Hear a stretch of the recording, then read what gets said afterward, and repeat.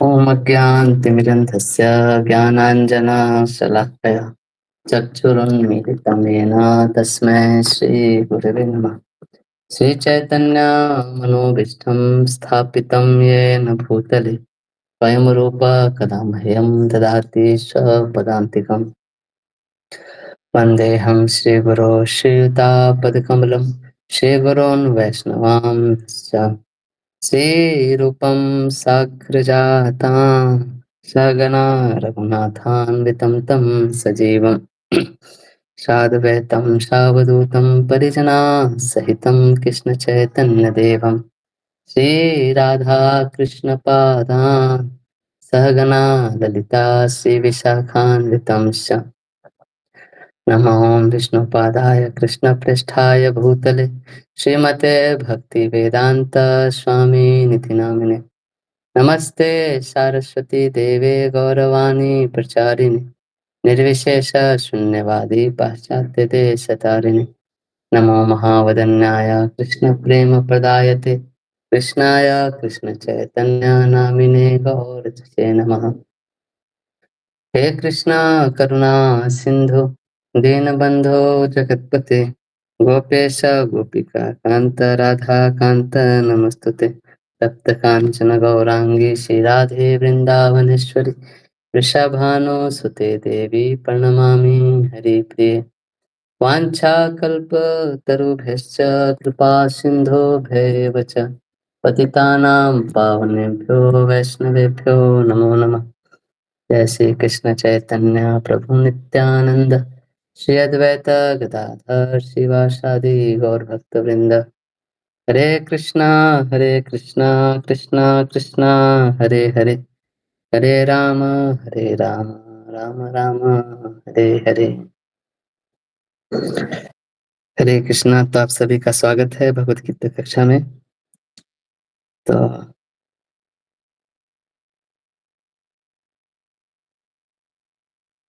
एक मिनट मैं screen share करता हूँ।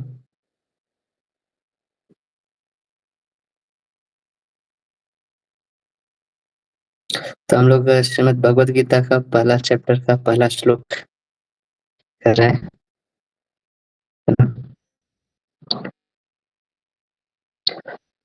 तो धृतराष्ट्र उवाच धर्मक्षेत्रे कुरुक्षेत्रे समवेतायुत्सवः मामकाः पांडवाश्चैव किमकुर्वत संजय। तो इनका अनुवाद पढ़िए कोई।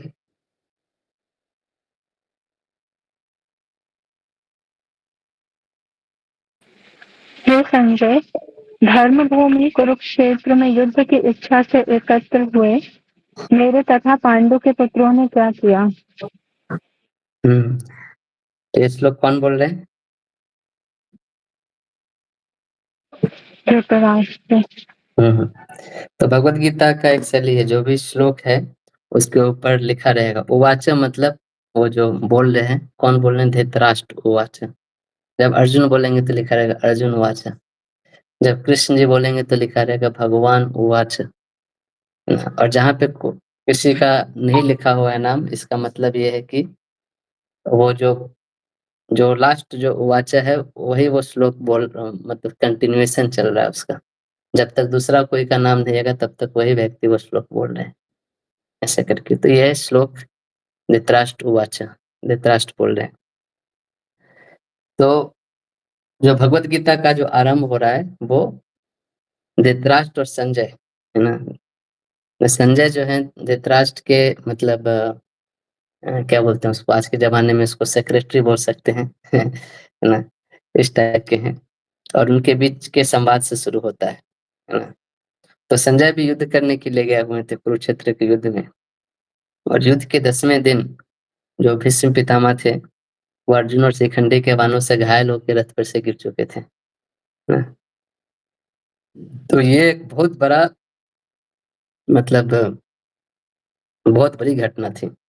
मतलब भीष्म पितामह भी रथ से गिर सकते हैं तो तीनों लोक में कोई ये नहीं था कि भीष्म पितामह को युद्ध में हरा दे ना। तो ये जब चीज हुआ तब संजय युद्ध क्षेत्र से दौड़ के गए हस्तिनापुर वापस है ना। वहां पे राजमहल पे पहुंचे और वहां पे धृतराष्ट्र को समाचार दिए। तब धृतराष्ट्र ये प्रश्न पूछ रहे हैं, है ना, कि हे संजय, धर्म भूमि कुरुक्षेत्र में युद्ध की इच्छा से एकत्र हुए मेरे तथा पांडु के पुत्रों ने क्या किया। ना? तो इस श्लोक को आज हम लोग देखेंगे। तो धृतराष्ट्र, तो सबसे पहले धृतराष्ट्र वाच, धृतराष्ट्र शब्द का क्या अर्थ है।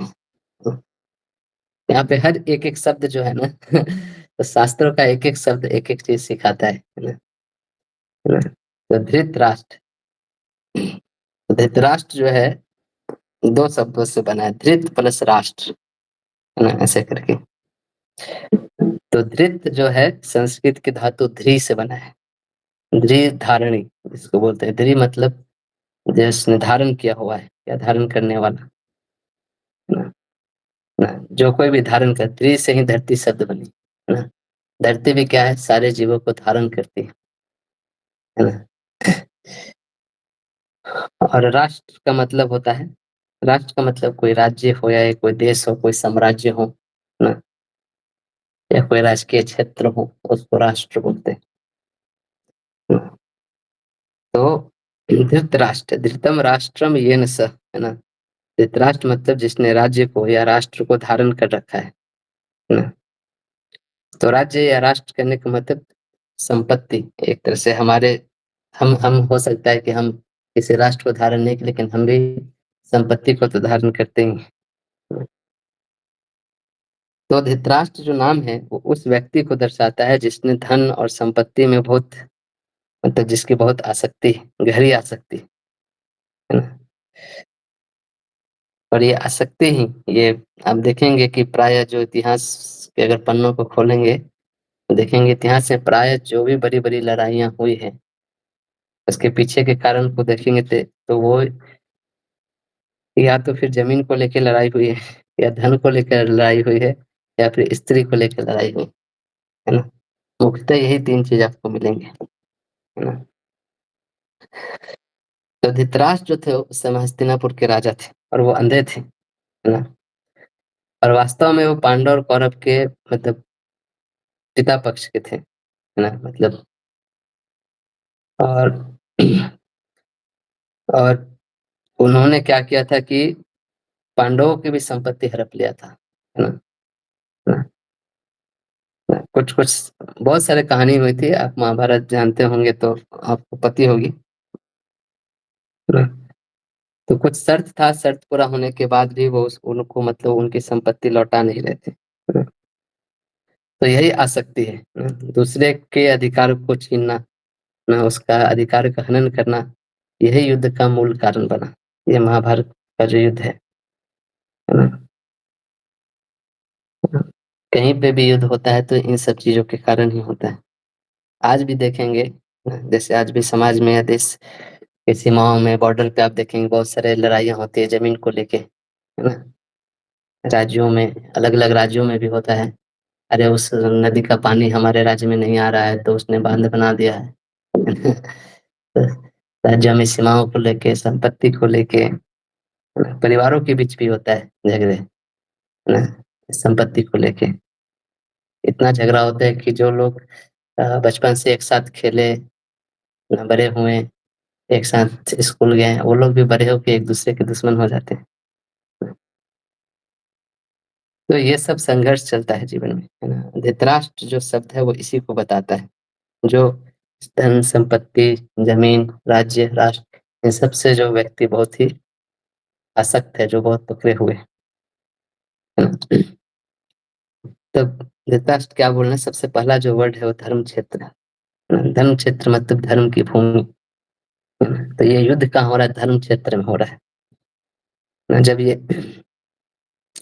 जब ये निश्चय हुआ कि अब तो युद्ध होकर ही रहेगा, है ना, तो उस समय एक निर्णय लिया गया कि युद्ध कहाँ पे होगा, है ना। तो एक जगह है कुरुक्षेत्र, हरियाणा के आसपास, हरियाणा में ही पड़ता है, दिल्ली के आसपास है ये जगह, है ना। वहाँ पे एक जगह है कुरुक्षेत्र, तो कुरुक्षेत्र की ही जमीन पर किया जाएगा, ऐसा करके निर्णय लिया गया। क्यों? क्योंकि ये एक धर्म क्षेत्र है ना। तो उन लोगों ने सोचा कि अगर युद्ध ही करना है तो धर्म के क्षेत्र में करें, है ना, क्योंकि ये बहुत पुण्यवान भूमि है, पुण्यवान जमीन है। यहाँ पे अगर कोई मरेगा भी तो उसको कुछ ना कुछ आध्यात्मिक लाभ जरूर मिल सकता है ना?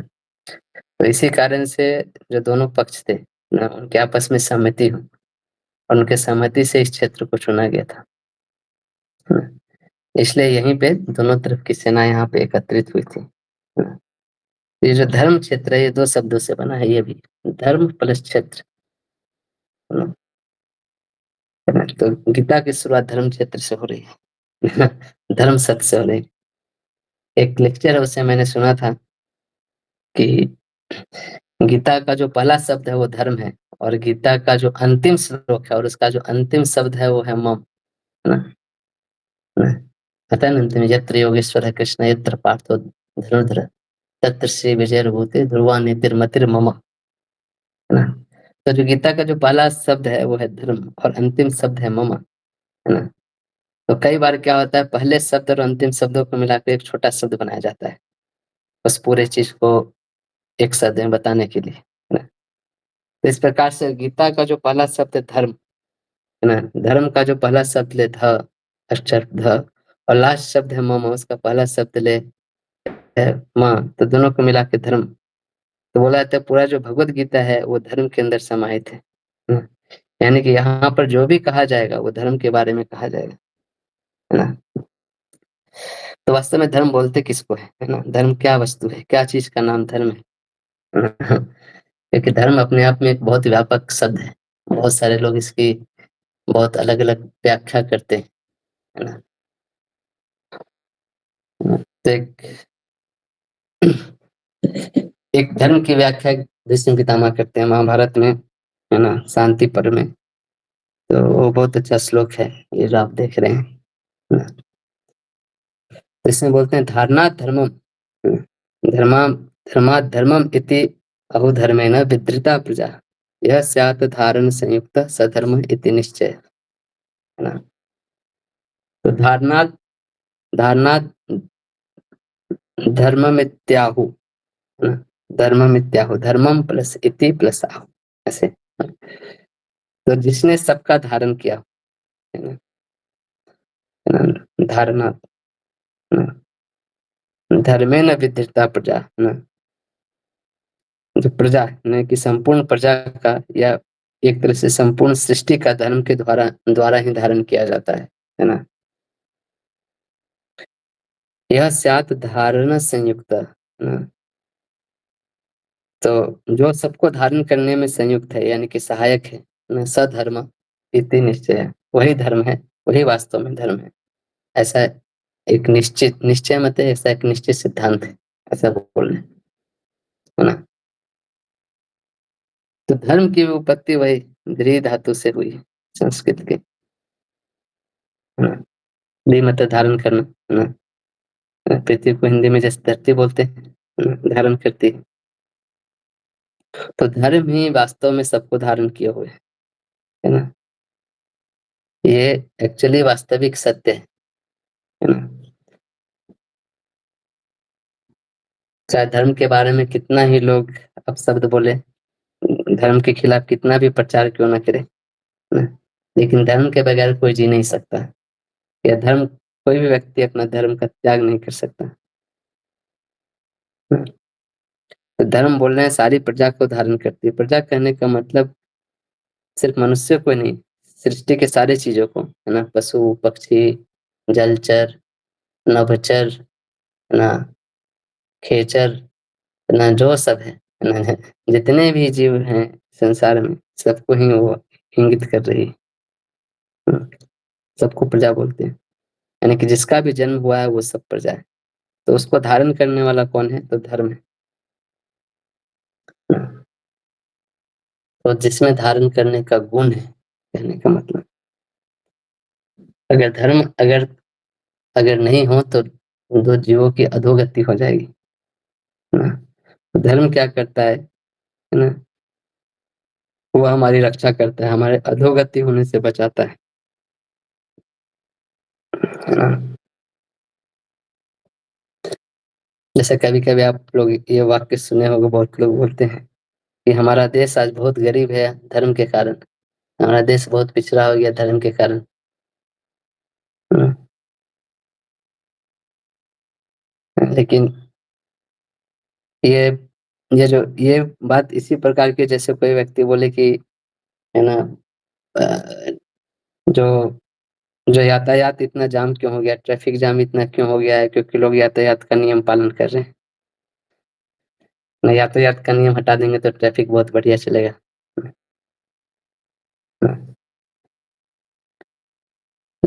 लेकिन ऐसा नहीं है। जैसे आप देखोगे यातायात का नियम, यानी कि यातायात का धर्म का पालन करने से यात्रा जो होती है बहुत सुचारू रूप से होती है ना। उसी तरह धर्म के कुछ नियम है, ऐसे सत्य बोलना, अहिंसा करना, चोरी ना करना, इन सब का पालन करने से समाज की व्यवस्था बहुत अच्छी बनी रहती है ना। अगर इसको हटा दे ना तो अधोगति हो जाएगी समाज की। अगर क्या है कि पता है आप मर क्यों, क्योंकि आप बहुत आप बहुत संतुलित भोजन करते हो, आप बहुत नियमित रूप से भोजन करते हो, इसलिए आप बीमार पड़ते हो। तो सब कहते हैं ऐसे बातें बोलेंगे तो उनकी जो बातें हैं ना कि भारत गरीब क्यों है, क्योंकि वो ना धर्म के कारण गरीब है, तो इसी टाइप की बातें हैं।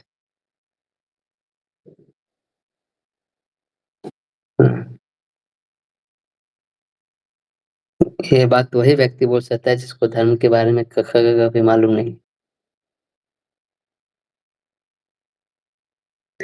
तो ये हमें समझना चाहिए कि धर्म ही सब संसार में हर जीव को धारण किए हुए है ना। तो एक बोलते हैं प्रकृति, है ना, अपने प्रकृति के अनुसार, अपने धर्म के अनुसार सारे जीव काम करते हैं। प्रकृति में विकृति कब आती है? जब हम अपने धर्म को छोड़ देते हैं, जब हम अपने धर्म का पालन नहीं करते हैं।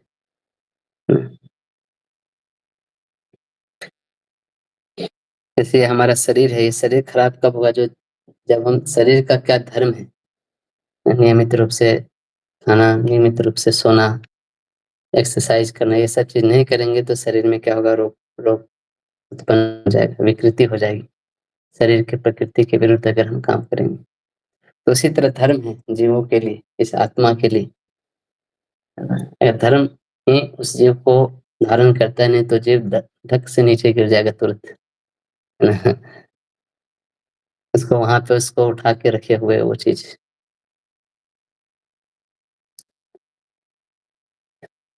तो इसीलिए ये क्षेत्र चुना गया है, धर्म क्षेत्र, है ना,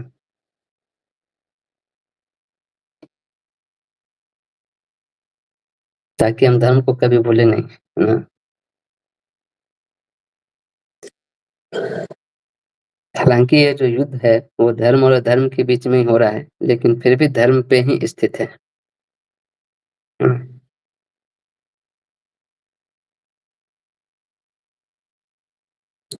तो ये हमें एक समझ होनी चाहिए कि हमें धर्म की आवश्यकता है ना। प्रत्येक व्यक्ति को धर्म का ज्ञान होना चाहिए, है ना, अगर सुखपूर्वक जीवन जीना है तो। तो धर्म क्षेत्र है, पूरा वर्ड धर्म क्षेत्र है। तो धर्म क्षेत्र में क्षेत्र क्या है ना? क्षेत्र का मतलब होता है कोई एक मैदान, एक एक जगह जहाँ पे आप खेती करते हैं ना। वैसे तो ये जगह एक भौतिक स्थान जैसे हरियाणा में है, लेकिन क्षेत्र का वास्तविक मीनिंग खेती जब करते हैं उस जमीन को क्षेत्र बोलते हैं, है ना। क्षेत्र का एक बहुत अच्छा मीनिंग आगे 13वें अध्याय में भगवान कृष्ण बताएंगे ना। इदम शरीरम कौन्तेय क्षेत्रमिति अभिधीयते, ना। हे अर्जुन, ये शरीर ही क्षेत्र है, ऐसे करके बताएंगे।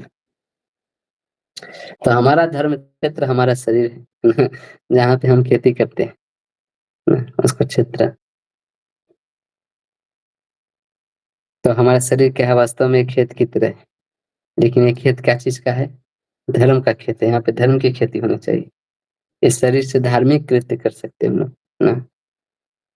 धार्मिक कृत्य करेंगे तो हम लोग सुख भोगेंगे, सुख मिलेगा। अधार्मिक कृत्य करेंगे धर्म के विरुद्ध तो फिर क्या मिलेगा? दुख मिलेगा। तो जो लोग खेती करते हैं उनको ये बहुत अनुभव होगा, जब जब भी खेत में फसल लगाते हैं तब फसल के साथ साथ बहुत सारे खरपतवार, है ना, घास फूस, ये सब भी उग जाती है ना। तो उसी तरह हमारे पर्सनल जीवन में भी, है ना, धर्म के साथ-साथ अधर्म रूपी विचार भी आते रहते हैं। तो फसल के साथ घास-फूस उग जाते तो क्या किसान लोग क्या करते? उसको बीच-बीच में उखाड़ के फेंकते रहते। नहीं फेंकेंगे तो ये घास-फूस बहुत तेज़ी से ग्रो करते हैं, वो फसल को ही दाब देंगे। तो उसको बीच-बीच में निकालना बहुत आवश्यक होता है। तो उसी तरह अगर हम अपने जीवन में सुख चाहते हैं, है ना? कोई व्यक्ति तो दुखी होना नहीं चाहता है, तो धर्म की खेती करनी पड़ेगी और बीच-बीच में ये जो घास-पतवार जैसे चीज़ें होते हैं ना, उसको हटानी पड़ेगी। और अधर्म की खेती करेंगे तो दुःख हो जाएँगे हम लोग, दुखी हो जाएँगे।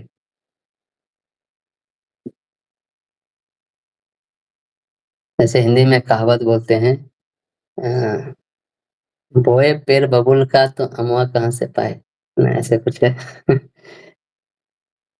ना अगर बबूल का पेड़ बोए, बबूल मतलब बबूल का पेड़ जो होता है ना, उसमें कुछ ऐसे कुछ खास फल-वल होता नहीं है और उसमें से काँटा-वोंटा से निकलता है। लगाए हैं पेड़ बबूल का, सोच रहे हैं कि हमको आम मिले खाने के। कहने का मतलब है कि अगर हम अधर्म का कृत्य कर रहे हैं, है ना? और आप चाह रहे हैं कि फल धर्म का मिले, है ना? चाह रहे हैं सुख सुखपूर्वक जीवन जिएँ, हमें हमें खुशी मिले, सुखी मिले, पुण्य का फल मिले, लेकिन हम धर्म करना नहीं चाहते, है ना?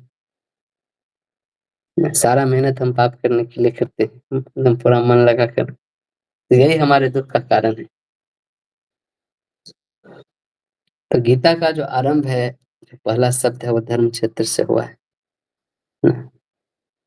तो गीता यही समझा रही है कि आप ये जो क्षेत्र है, धर्म क्षेत्र, आपका जो शरीर है यही धर्म क्षेत्र है ना? इसको आप धर्म क्षेत्र मानिए और इसमें अधर्म मत करिए, है ना? तो धर्म क्षेत्र कुरुक्षेत्र है ना? दूसरा जो शब्द है वो है कुरुक्षेत्र। कुरुक्षेत्र मतलब कुरु की भूमि, कुरु की जमीन, है ना? तो कुरु जो थे एक्चुअली एक बहुत महान राजा थे। कुरु से ही कौरव आए, तो ये इनके पूर्वज थे, है ना? पांडव और कौरव के पूर्वज थे। वास्तव में पांडव और कौरव दोनों ही कौरव हैं, है ना? क्योंकि दोनों ही कुरुवंश में आते हैं, है ना? तो एक जो राजा कुरु थे, उनके कारण ये जो क्षेत्र उसका नाम कुरुक्षेत्र पड़ा। इसकी एक बहुत तो लंबी कहानी है, लेकिन उन्होंने लोगों को धार्मिक और आध्यात्मिक उत्थान के लिए इस क्षेत्र का निर्माण किया था। इस भूमि पे आकर वो सोने का हल चलाए थे और इस क्षेत्र को भगवान से वरदान माँगा था कि यहाँ पे जो कोई भी कुछ करेगा, है ना? यहाँ पे उन्होंने इस क्षेत्र में जो धर्म की बीज बोई थी, है ना? सत्य, तप, दया, अहिंसा, शौच, क्षमा, दान, ब्रह्मचर्य, ये सारे गुणों की खेती किए और भगवान से प्रसन्न होके उनसे उन्होंने वरदान माँगा कि यहाँ पे कोई भी कार्य करने से व्यक्ति का आध्यात्मिक उत्थान होगा। तो इसीलिए ये बहुत फेमस था यहाँ पे। इसी क्षेत्र में आगे चल के भगवान भी भगवत गीता का ज्ञान दिए। तो भगवान स्वयं यहाँ पे उपस्थित थे बहुत दिनों तक, तो इसलिए बहुत ही धार्मिक क्षेत्र है ना? उसके पहले भी वहाँ के तो ये फेमस था भारत में कि कुरुक्षेत्र जो है वो बहुत धार्मिक, लोग जगह-जगह से यहाँ पे आते थे, धार्मिक कृत्य करने के लिए, क्योंकि इस भूमि को ऐसा वरदान मिला था। आध्यात्मिक साधना के लिए विशेष रूप से बहुत ही अच्छी जगह थी। तो कौन-सी भूमि है? कुरुक्षेत्र यानी कि कुरु की भूमि। और ये भूमि कैसी है? धर्म क्षेत्र यानी कि धर्म की भूमि। तो कुरु शब्द की भी उत्पत्ति, है ना? कुरु क्षेत्र में कुरु कुरु शब्द की उत्पत्ति संस्कृत के क्री धातु से हुई। क्री करने, ना? क्री का मतलब होता है कुछ करना, कुछ कर्म करना, कार्य करना, है ना? इसी धातु से कार्य, कर्ता, करण, कर्म ये सब जो वर्ड है क्री धातु से बनी।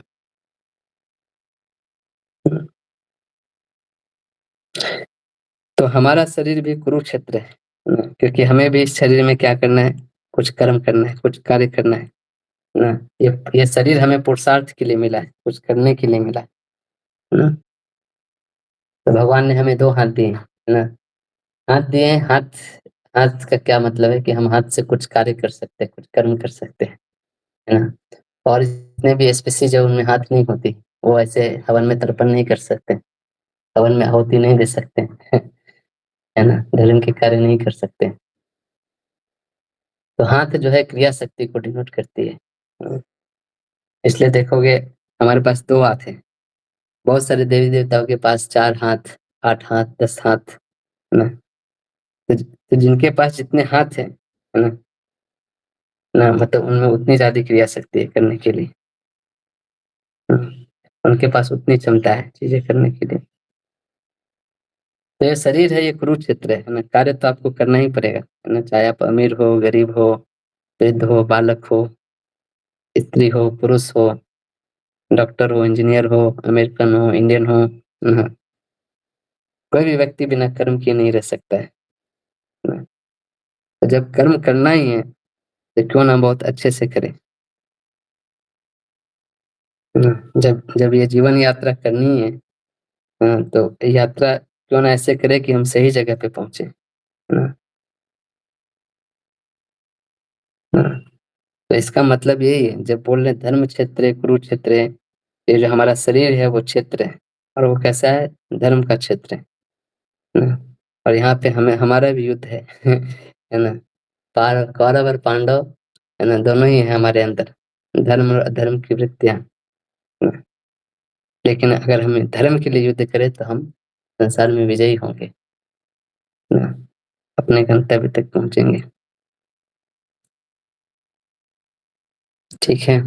तो धर्म क्षेत्रे कुरुक्षेत्रे समवेता, है ना?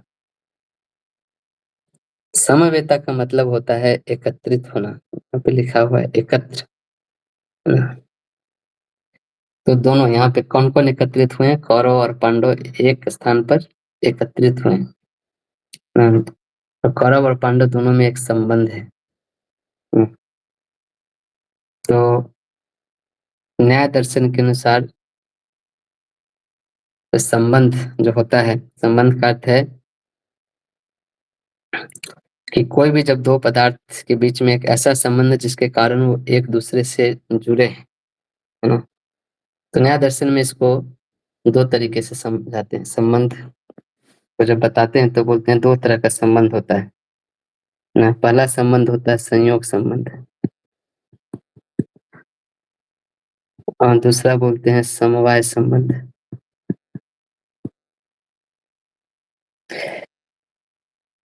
तो संयोग संबंध किसको बोलते हैं? है ना, जैसे मान लीजिए 2 अलग-अलग वस्तुएँ जब आपस में जुड़ते हैं या संपर्क में आते हैं ना, तो इसको बोलते हैं संयोग संबंध। जैसे मैं बोलूँ कि इस टेबल पे ये पुस्तक रखी हुई है ना, या टेबल के ऊपर ये पुस्तक है ना, तो इस दोनों के बीच में एक संबंध स्थापित हो रहा है ना, ना। लेकिन इन दोनों को अलग भी किया जा सकता है ना। तो संयोग संबंध कैसे समाप्त होता है? वियोग के द्वारा, है ना। संयोग से जब जब टेबल और पुस्तक का वियोग हो जाता है, एक-दूसरे से हट जाते हैं तो संबंध भी खत्म हो जाता है, समाप्त हो जाता है। तो संयोग संबंध ऐसा होता है जो अभी साथ तो है लेकिन ये अलग-अलग हो सकते हैं। लेकिन समवाय संबंध ऐसा नहीं है। समवाय संबंध कैसा होता है? ये अवियोज्य संबंध होता है। हुँ, जिसमें संबंधित वस्तुएँ मतलब उसको अलग नहीं की जा सकती। जैसे मैं बोलूँ कि चीनी में मिठास है या गुड़ में मिठास है ना, तो ये संयोग संबंध नहीं है, ये समवाय संबंध है। क्यों? क्योंकि ये नित्य संबंध है ना, ये हटा नहीं सकते, चीनी से मिठास को हटा नहीं सकते,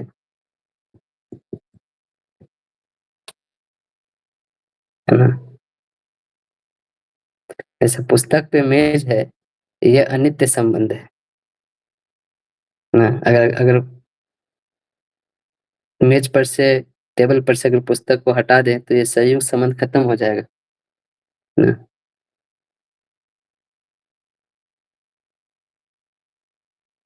लेकिन धागा और कपड़ा का जो संबंध है वो समवाय संबंध है ना। कपड़ा धागा से ही बना होता है ना? अगर धागा हटा दे तो कपड़ा भी खत्म हो जाएगा है ना। उसको आप हटा नहीं सकते। तो कहने का मतलब संयोग संबंध जो जुड़कर अलग हो सकता है वो संयोग है ना। और समवाय संबंध जो अपने संबंधित रूप से अलग नहीं हो सकता वो समवाय संबंध है। तो जिस जिस चीज में समवाय संबंध रहता है उसी को समवेत बोलते हैं। अलग नहीं किया जा सकता ना।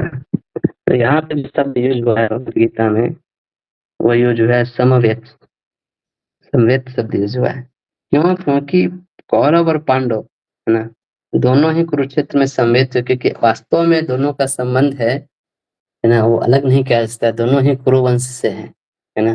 भले उनका नाम पांडव बोल रहे हैं और उनको कौरव बोल रहे हैं, लेकिन वास्तव में दोनों ही कौरव है ना?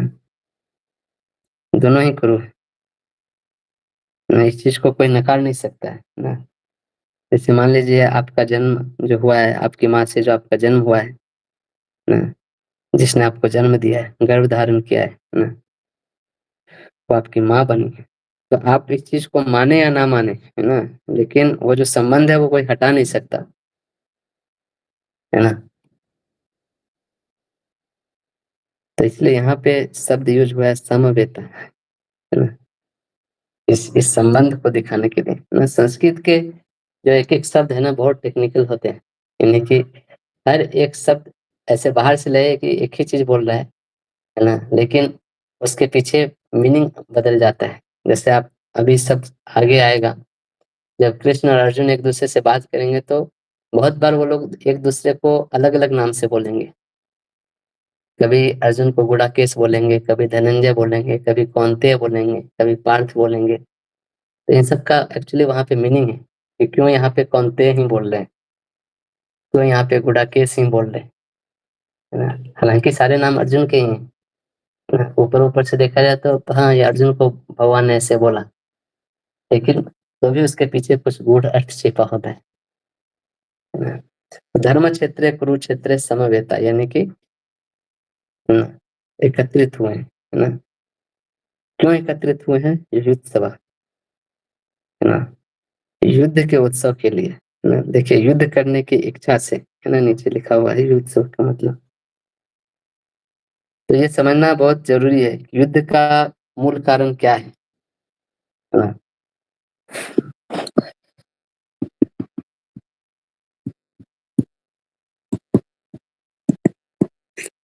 युद्ध का मूल कारण है राग और द्वेष।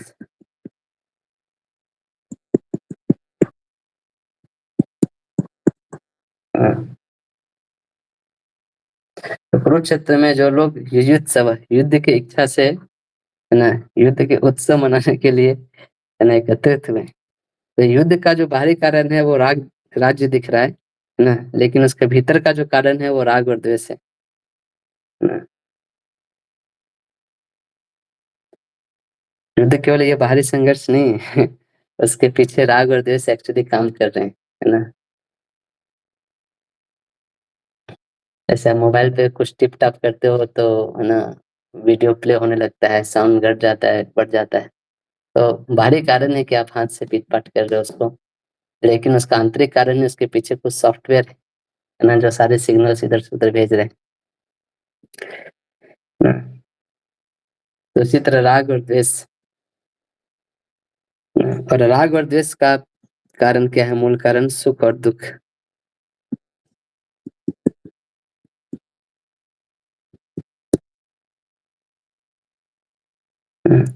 तो जिस व्यक्ति से या जिस वस्तु से हमें सुख मिलता है ना उसके प्रति हमें राग उत्पन्न होता है, और जिस चीज से हमें दुख मिलता है उसके प्रति द्वेष उत्पन्न होता है।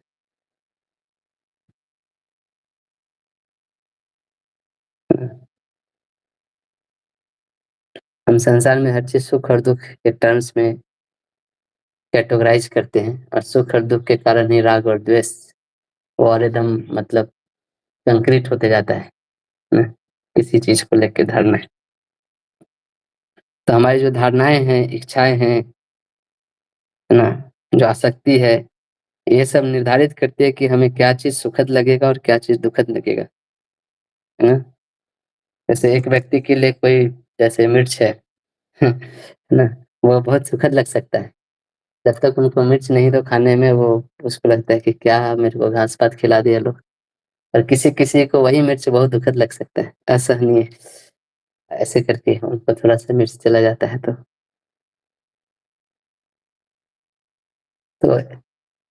तो हर व्यक्ति के लिए सुख और दुःख का अलग डेफ़िनेशन होता है। उसको कोई चीज़ अच्छा लगता है, कोई चीज़ दुःख देता है। उसके अनुसार राग और द्वेष व्यक्ति में होते हैं। लेकिन गीता हमें इससे भी गहरी तक ले जाती है। बोलती है अच्छा सुख-दुःख का कारण क्या है? तो बोलते हैं सुख-दुःख का कारण क्या है? ना? तो बोलते हैं सुख-दुःख का कारण है स्व का अज्ञान।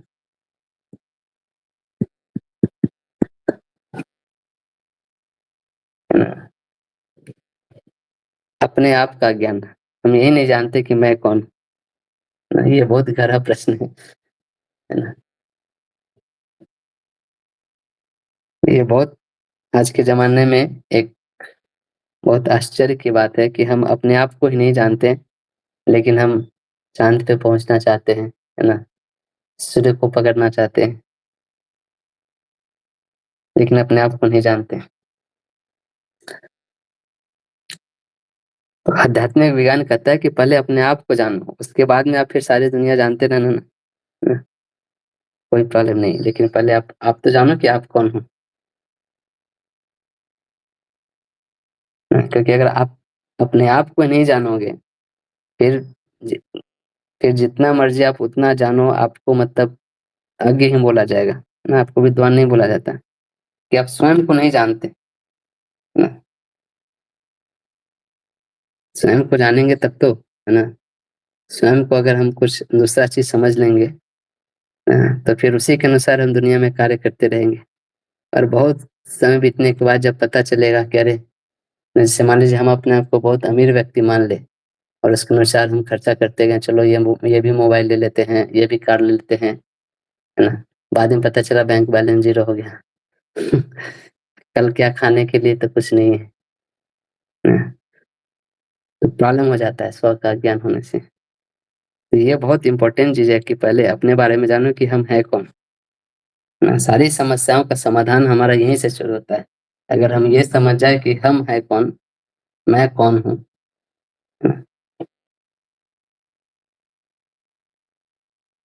तो बाहर कहीं समस्या नहीं है, सारी समस्या यहीं से चालू होती है। तो हम लोग क्या होते हैं अपने शरीर को ही मैं मान लेते हैं हम लोग, है ना? जैसे मैं पढ़ाया था ना शायद इंट्रोडक्शन में पढ़ाया था एक स्व का ज्ञान, एक पर का अज्ञान। युद्ध क्षेत्र में जब हम खड़े हैं, तो दोनों का ज्ञान ज़रूरी है। तो जब हम अपने आप को ही अगर शरीर मान लेते हैं, तो क्या बोलते हैं शरीर को जो चीज़ सुख और शरीर को जो चीज़ दुःख, ना शरीर को जो चीज़ दुःख देता है उसको हम दुःख मानते हैं, शरीर को जो चीज़ सुख देता है उसको हम सुख मान बैठते हैं। हुँ, हुँ।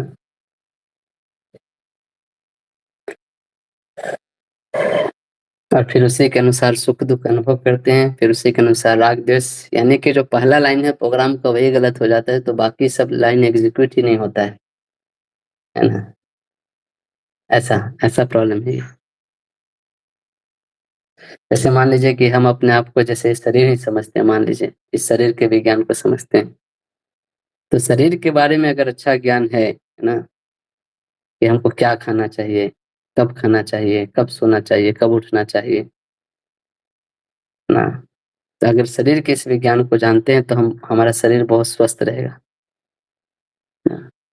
और जिनको ये ज्ञान नहीं है उनको आधा से ज़्यादा बीमारी तो इसलिए होता है क्योंकि उनको पता नहीं होता है ना? ये सब चीज़ें, क्या खाने से शरीर अच्छा रहेगा, क्या खाने से शरीर में गड़बड़ी होगी। तो हमारी जो भी बीमारियाँ हैं, चिंताएँ वो इसलिए क्योंकि हमको शरीर के बारे में भी ठीक से ज्ञान नहीं है।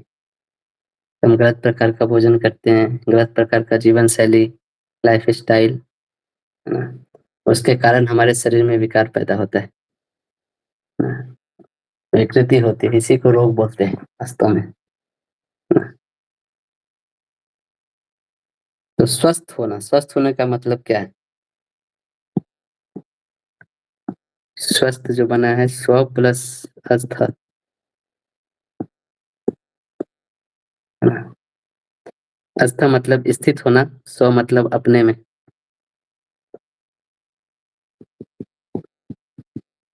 है ना? अपने आप में स्थित होना। हाँ, लेकिन अगर आप अपने आप को ही नहीं जानते, है ना? अगर आप अपने आप में स्थित नहीं होंगे, है ना? तो आपको अस्वस्थ ही माना जाएगा, है ना? समाज में हर व्यक्ति अस्वस्थ है, क्योंकि वो अपने एक्चुअल स्वरूप में स्थित नहीं है। इसलिए बोला जाता है ना कहीं-कहीं पे डॉक्टर लोग कि स्वस्थ होना मतलब, है ना? मतलब सिर्फ शरीर को रोग मुक्त होना नहीं, है ना? स्वस्थ होना मतलब शरीर भी स्वस्थ हो, मन भी स्वस्थ हो, बुद्धि भी स्वस्थ हो और अंततः आप अपने आत्म स्वरूप में स्थित हो, तभी आनंद की अनुभूति होती है ना? ये सब चीज़ें अलाइन्ड होते हैं एक साथ तब। तो गीता जो है वो यहाँ से चालू होती है। वास्तविक प्रश्न ये है कि मैं कौन हूँ? है ना? जो एक्चुअली जब भगवान बोलना चालू करेंगे तो सबसे पहले इसी चीज़ को बोलेंगे, पहले भाई तुम ये समझो कि तुम कौन हो, बाकी उसके बाद मैं तुम्हारे प्रश्नों का उत्तर दूँगा, है ना? अगर ये संबंध ज्ञान ही गलत हो गया कि तुम कौन हो, अगर यही चीज़ तुम गलत समझ रहे हो, तो आगे की सारी चीज़ें तुम जो प्रोसेस है वो उसमें गलती होगा ही होगा।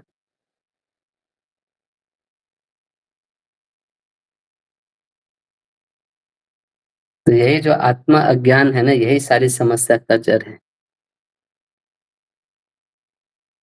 तो जब तक हम, है ना, अपने वास्तविक स्वरूप का ज्ञान नहीं होगा, तब तक हम सुख-दुःख में पड़े रहेंगे, राग-द्वेष में पड़े रहेंगे और इस तरह इस संघर्ष, इस संग्राम, इस युद्ध चलते रहेगा। तो गीता का संदेश यहाँ से चालू होगा ना कि तुम कौन हो, पहले ये जानो। तो युद्ध की इच्छा से एकत्रित हुए और युद्ध का मूल कारण क्या है? राग-द्वेष, उसका मूल कारण है सुख-दुःख की इच्छा और उसका मूल कारण है आत्मा का अज्ञान, स्व का अज्ञान।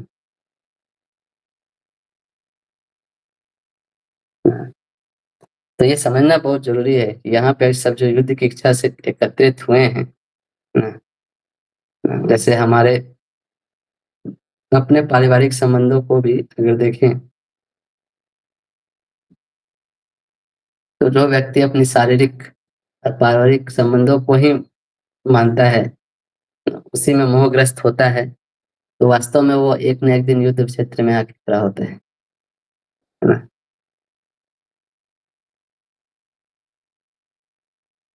शारीरिक संबंधों को ही, पारिवारिक संबंधों को ही अपना पहचान बना लेता है।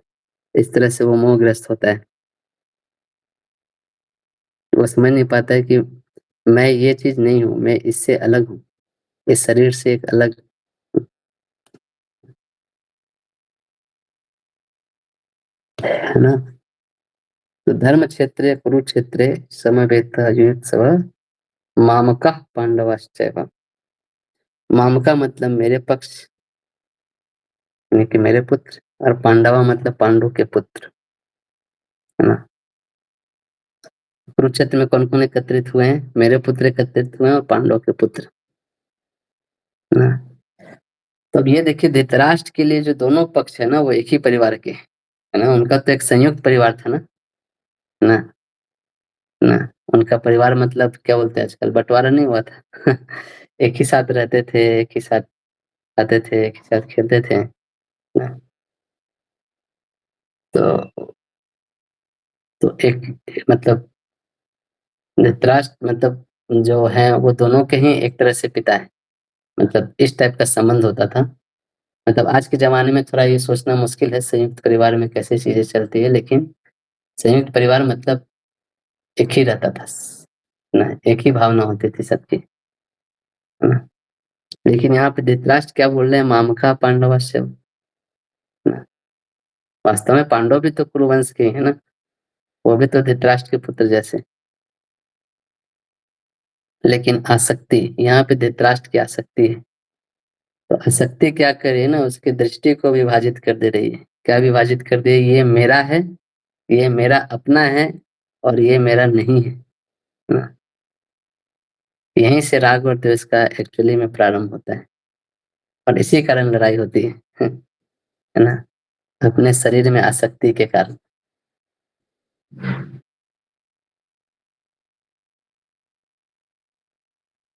धृतराष्ट्र को अपने शरीर में आसक्ति है ना, ये जो मेरा जो पुत्र है वो मेरे शरीर से पैदा हुआ है, तो ये मेरा है। और वो तो पांडव पांडव के।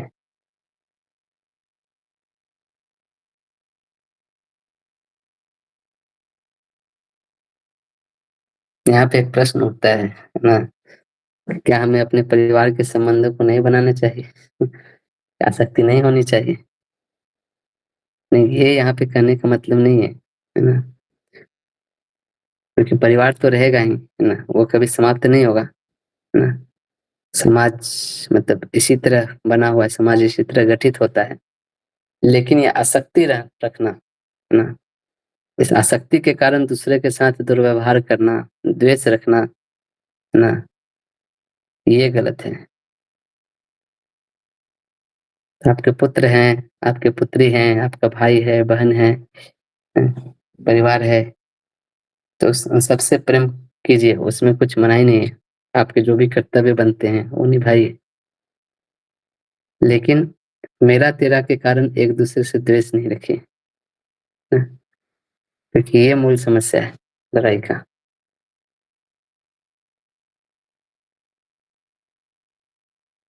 जब हम किसी एक व्यक्ति या वस्तु को बहुत ना ज्यादा मेरा मान लेते हैं ना, है ना, तो फिर जो जो भी उसके पक्ष में होता है उसके प्रति हमें राग उत्पन्न होता है, और जो भी उसके विरुद्ध होता है उसके प्रति द्वेष बढ़ने लगता है। और ये जो कुरुक्षेत्र का युद्ध है, ये एक्चुअली राग और द्वेष से जो विभाजित हमारी दृष्टि है उसी का एक परिणाम है ना। ये ऐसा नहीं कि आज अचानक से युद्ध हो रहा है ना, ये बहुत सालों से ऐसे धीरे धीरे जो अंदर की जो भावनाएं हैं वो बनते बनते बनते आज इतनी प्रबल हो गई है कि ये यहाँ पे भौतिक रूप से यहाँ पे कुरुक्षेत्र के मैदान पे मैनिफेस्ट हो रही है वो चीजें, है ना। और ये सब सी चीजें हमारे जीवन में भी हो रही है ना। ऐसा नहीं कि ये कुरुक्षेत्र कहीं और नहीं है ना, ये धर्म क्षेत्र हमारे शरीर भी है। हम भी अपने आसपास जिन लोगों से घिरे हैं, उन सबके बीच में ये सब आता है, हमारे अंदर भी प्रश्न, राग द्वेष सुख दुख। तो हमें देखना चाहिए कि कहीं हम भी धृतराष्ट्र की तरह नहीं है। तो मामका पांडवश्चैव किम अकुर्वत, मतलब किम अकुर्वत मतलब किम मतलब क्या, अकुर्वत मतलब किया, ने क्या किया।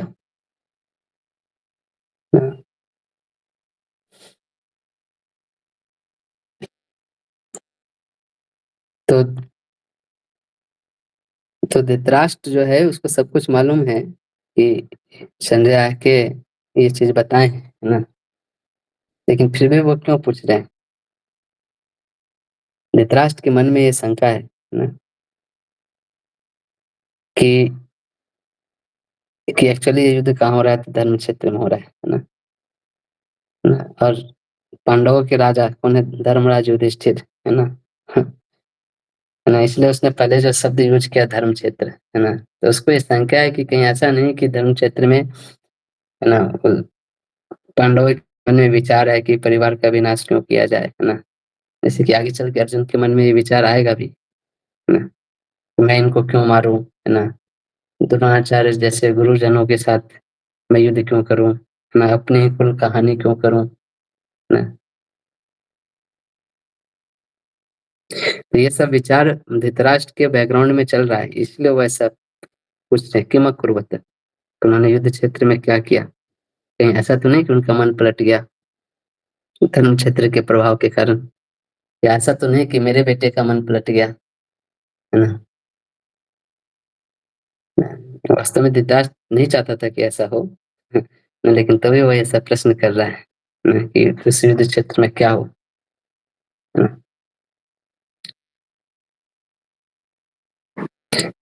तो धृतराष्ट्र को मालूम था ये जो चीजें प्रश्न पूछा जा रहा है वो युद्ध के 10वें दिन पूछ रहा है ना?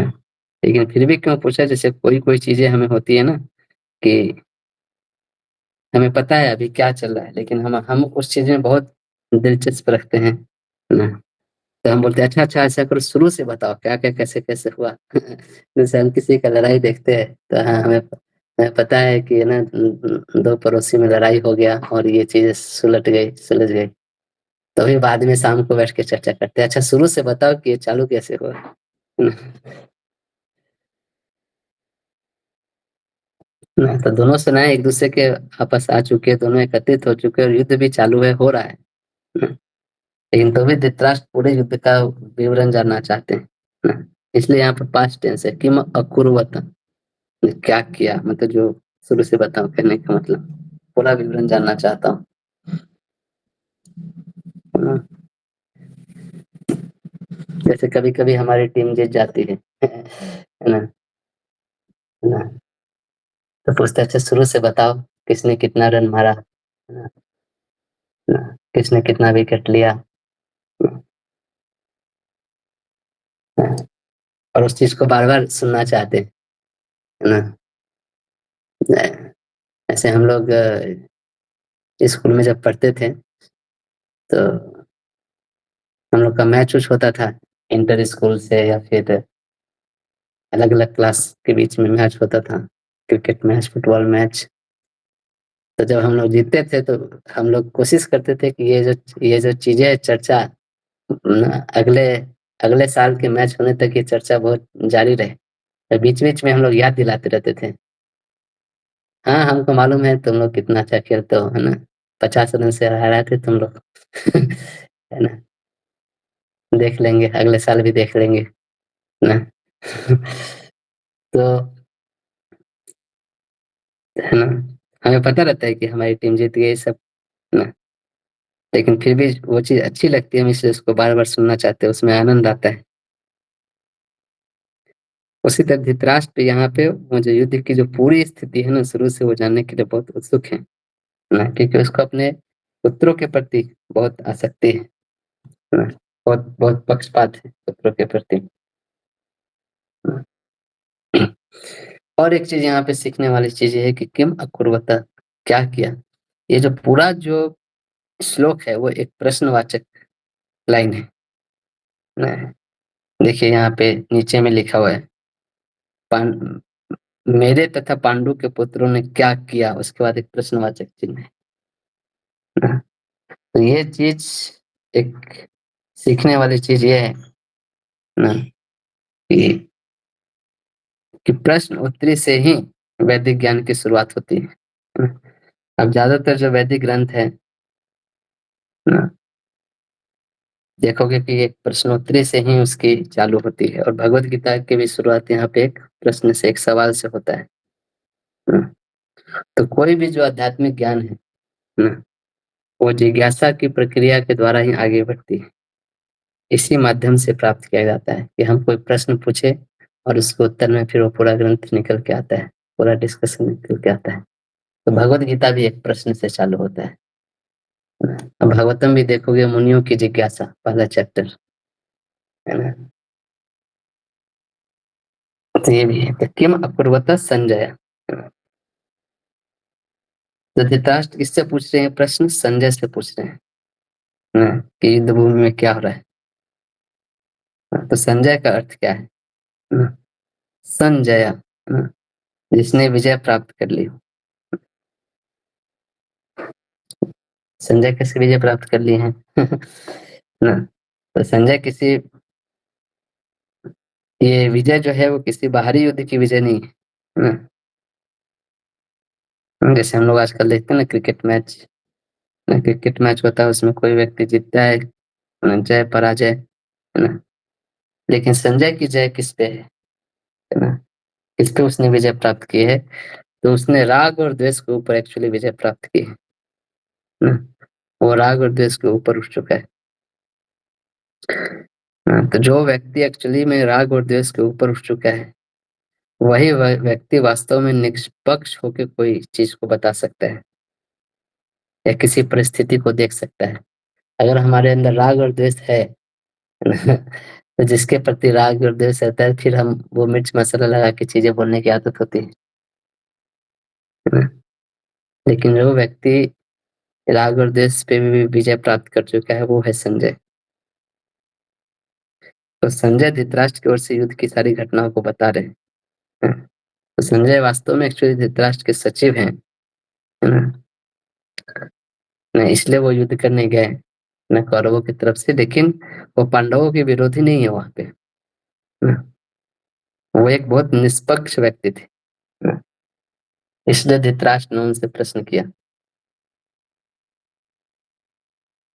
क्योंकि अगर हमको किसी किसी विषय में अगर सही उत्तर चाहिए, है ना, निष्पक्ष उत्तर चाहिए, तो ऐसे व्यक्ति से पूछो जो पक्षपात से मुक्त हो, यानी कि जो राग द्वेष से मुक्त हो, है ना? अगर वो व्यक्ति किसी एक पार्टी का समर्थक है ना, तो फिर उसी के पार्टी के अनुसार बात करेगा ना। ना और दूसरे पार्टी का व्यक्ति होगा तो उसकी दृष्टि अलग होगी ना। जैसे बहुत सारे जो न्यूज चैनल ये सब होते हैं, वो आप देखोगे अलग अलग पॉलिटिकल पार्टीज के होते हैं, और उन्हीं को एजेंडास को बहुत अच्छे तरीके से प्रेजेंट करते हैं। अपोजिट पार्टी के एजेंडास को बहुत नीचा दिखाते हैं ना। क्यों? क्योंकि एक पार्टी में राग होती है, एक पार्टी से द्वेष होती है। हाँ, तो हम भी अपने जीवन में ना अपने पक्ष में बहुत गुण देखते हैं और दूसरे के पक्ष में दोष खोजते रहते हैं ना। ये एक स्वाभाविक प्रवृत्ति होती है हम सबकी, है ना? खासकर कलयुग में ना, लोग दूसरे के दोष को खोजने में बहुत ही मतलब कुशल होते हैं, बहुत ही प्रवीण होते हैं। लेकिन खुद का दोष देखना है तो हमारी बुद्धि काम ही नहीं करती उस समय। ऐसा लगता है कि बुद्धि खत्म हो गई। तो दूसरे का दोष देखने के बाद जाते थे तो एकदम खटखट चलने लगता है, यही गलती, यही गलती, यही गलती।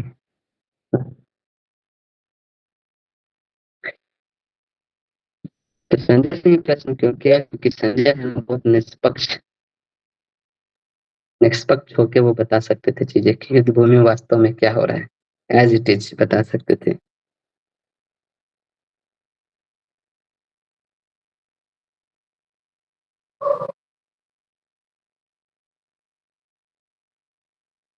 तो संजय को एक्चुअली जो युद्ध आरंभ होने के पहले जो व्यासदेव थे वो धृतराष्ट्र के पास आए, है ना? उन्होंने कहा कि यदि आप युद्ध देखना चाहते हैं तो मैं आपको दिव्य दृष्टि प्रदान कर सकता हूँ। लेकिन धृतराष्ट्र ने बोला कि नहीं नहीं, अभी जब मैं जीवन भर कुछ नहीं देखा हूँ तो अभी अपने परिवार का विनाश देखने के लिए, है ना, मुझे दिव्य दृष्टि नहीं चाहिए। उसने अस्वीकार कर दिया। तब संजय को व्यासदेव ने दिव्य दृष्टि दिया था ना, कि वो वहां पे बैठे बैठे युद्ध भूमि में क्या चल रहा है सब कुछ देख सकते हैं। इसी कारण संजय सब कुछ वहीं से हस्तिनापुर में बैठे बैठे कुरुक्षेत्र में क्या हो रहा है सब कुछ बता सकते थे। हाँ, तो ये तो एक कथा है, लेकिन इसके पीछे एक एक बहुत गहरी वास्तविकता भी है ना। देखो वेद व्यास जो महाभारत लिखे हैं, जो कथा लिखे हैं, उसके पीछे बहुत, उस कथाओं के माध्यम से बहुत कुछ हमें सिखाते हैं, है ना।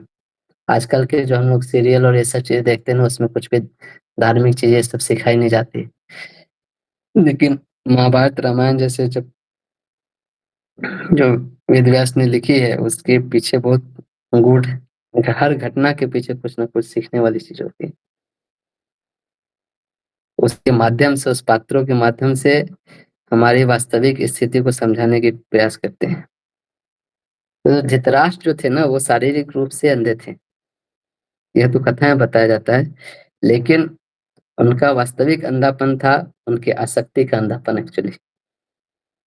एक अंधापन मतलब तो आंखों का अंधापन, मतलब आंखों में रोशनी की कमी है कुछ, उसके कारण व्यक्ति देख नहीं पा रहा है। और दूसरा अंधापन होता है आसक्ति के कारण। जब व्यक्ति किसी दूसरे व्यक्ति से या किसी दूसरे वस्तु के प्रति बहुत ही ज्यादा आसक्त हो जाता है, तो प्रत्यक्ष रूप से जो चीज़ उसको दिखाई भी दे रही है, उसको देख नहीं पाता है ना? ऐसे बोलते हैं ना, माँ को अपने बेटे में गलती नहीं दिखती। एक ऐसे कहावत है हमारी तरफ। तो यही कारण है कि धृतराष्ट्र को दिव्य दृष्टि प्राप्त नहीं हो सका, है ना? इसके विपरीत देखोगे, भगवान ने अर्जुन को भी दिव्य चक्षु प्रदान किए थे, है ना? जब अर्जुन अपने मोह से बाहर निकल गए, है ना, भगवान के शरण में आए, है ना, तो भगवान उनको फिर निर्देश देने लगे, समझाने लगे। तब तब कृष्ण ये बोलते हैं, दिव्यम ददामि ते चक्षु, है ना, मैं तुम्हें दिव्य चक्षु प्रदान करता हूँ। इसका मतलब वास्तविकता को देखने के लिए सिर्फ भौतिक चक्षु, ना भौतिक आंखें पर्याप्त नहीं है, ना एक ऐसी दृष्टि चाहिए जो राग और द्वेष से मुक्त हो। तो इसलिए यहाँ पे संजय को दिव्य दृष्टि प्राप्त थी केवल। संजय को युद्ध भूमि में देखने की क्षमता थी, क्योंकि उनके भीतर क्या था, कोई राग नहीं था।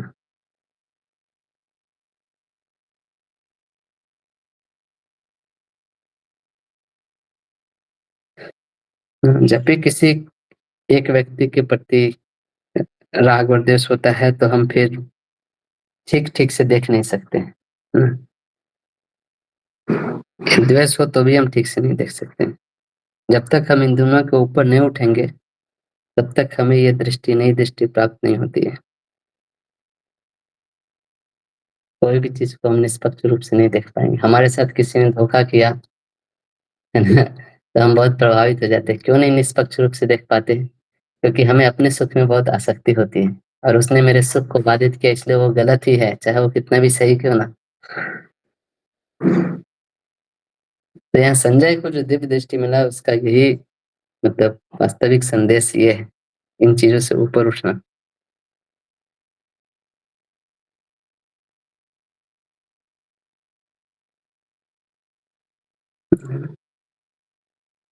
तो हमें ये चीज, ये शिक्षा ग्रहण करनी चाहिए संजय से, है ना? कृष्ण भी भगवत गीता में आगे चल के बोलेंगे, दूसरे अध्याय में, सुख दुख समय कृत्वा लाभा लभो जय जय, है ना? अर्थात सुख और दुख, लाभ हानि, जय पराजय, इसको समान समझकर इससे ऊपर उठ, अपने कर्तव्य के लिए युद्ध करो। हाँ, जब हम इन द्वंद्वों के ऊपर उठ जाते हैं, तभी हम अपने कर्तव्य का सही सही पालन कर पाते हैं, है ना? इच्छा द्वेष समुत्थान न द्वंद्व मोहे न भारत, है ना? कि अपने इच्छा और द्वेष से उत्पन्न जो द्वंद्व है ना, मोह, उसके कारण जीव मोहित हो जाता है। इसलिए इस द्वंद्व से उठना बहुत जरूरी है ना, चीजों को वास्तविक रूप में देखने के लिए, समझने के लिए, जानने के लिए, और उस तरह कार्य करने के लिए।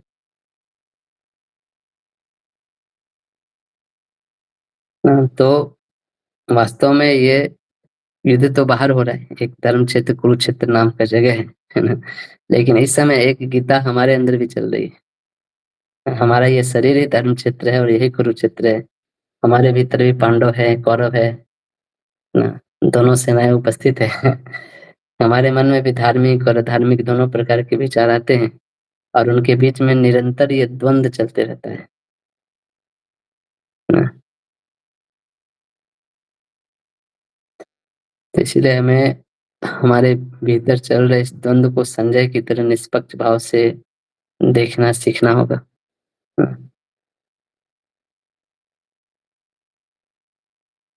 इस राग द्वेष से ऊपर उठ के, अगर इस राग द्वेष का चश्मा पहन के देखेंगे, है ना, तो हम वास्तविकता से बहुत अनभिज्ञ रहेंगे, है ना?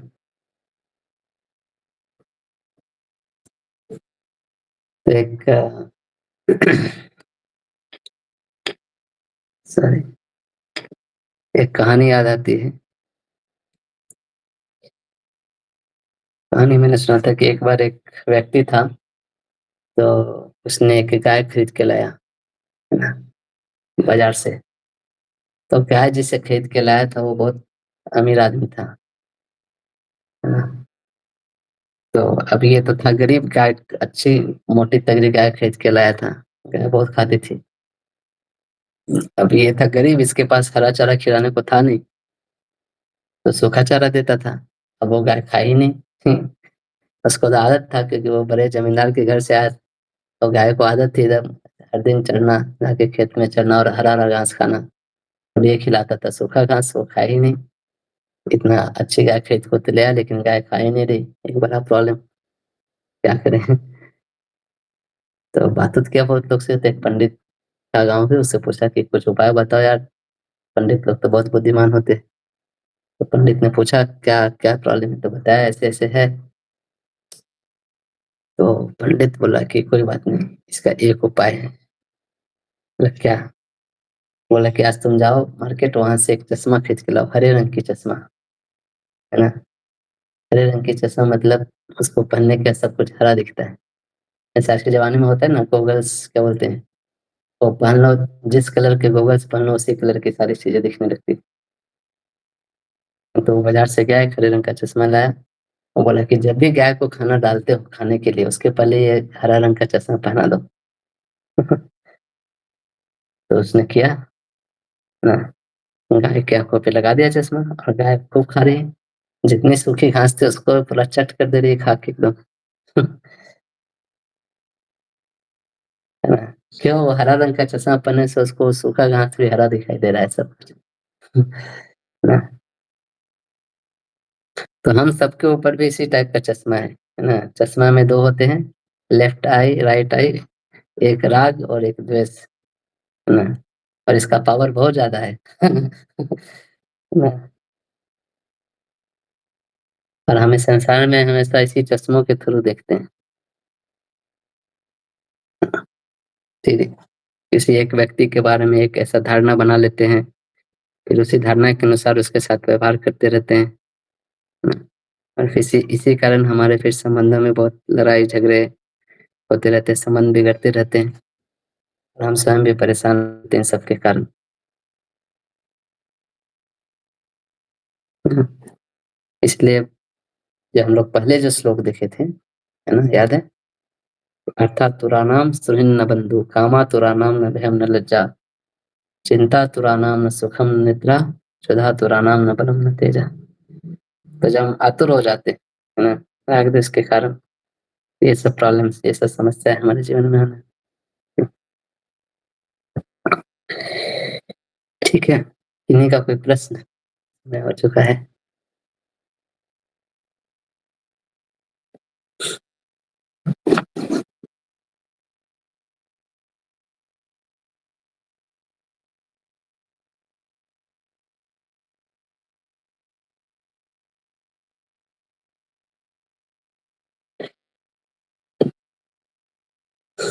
तो प्रश्न ये है, तो आप लोग एक काम करिए, जैसे हम लोग जो चीज सीख रहे हैं, उसको आप लोग कुछ कुछ अपने लाइफ में इसको सोचिए, है ना। एक इसको एक होमवर्क तरह लिखिए, कि एक पेज पे लिखिए कि आपके लाइफ में क्या क्या चीजों के प्रति राग और किन किन चीजों के प्रति द्वेष है ना। उसको एक कॉपी पे नोट डाउन करिए, है ना। फिर उसका विश्लेषण करिए कि किस राग से कितना सुख मिलता है, किस द्वेष से कितना दुख मिलता है ना? क्या सुख मिलता है और क्या दुख मिलता है, उसको करिए। फिर उसमें से कुछ राग द्वेष को ऐसे करके मार्क करिए, और देखिए कि इस चीज को त्याग देने से कितना हमको मन में शांति कितना मिलेगा, है ना। जो टेंशन चल रहा है वो एकदम से खत्म होगा कि नहीं, है ना। और ये भी जरा सोचिए, ऐसा मतलब मनन करने वाली चीज है, क्या जिसमें मेरा राग है, क्या उससे मुझे सदैव सार्वकालिक और सार्वदेशिक सुख मिल सकता है ना? ठीक है, ये सब चीज मतलब हमें रिफ्लेक्शन करना चाहिए अपने लाइफ में। तो ये पहला चैप्टर है भगवत गीता का, है ना। और ये बहुत इम्पोर्टेंट चैप्टर है, मतलब इम्पोर्टेंट श्लोक है, ओपनिंग वर्स। एक श्लोक से हम बताइए कितनी सारी चीजें सीखने को मिल रही है ना।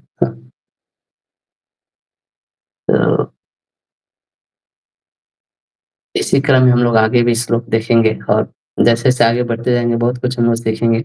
अभी जो है मैं चीज़ों को बहुत ऊपर से बता रहा हूँ, आगे क्योंकि इन सब चीज़ों का बहुत डिटेल में आएगा। आसक्ति क्या है, राग-द्वेष क्या है, मन को शांत कैसे रखें, कैसे निष्पक्ष हों, है ना? कैसे डिटैचमेंट आए, ये सारी चीज़ें हम लोग सीखेंगे आगे और डिटेल में।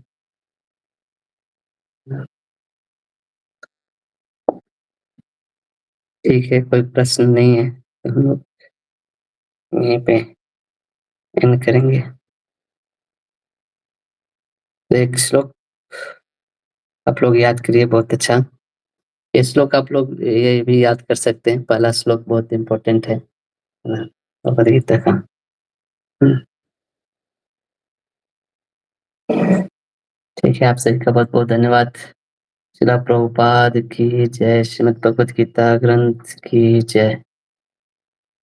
Thank you so much. Hare Krishna Prabhu. Namaste.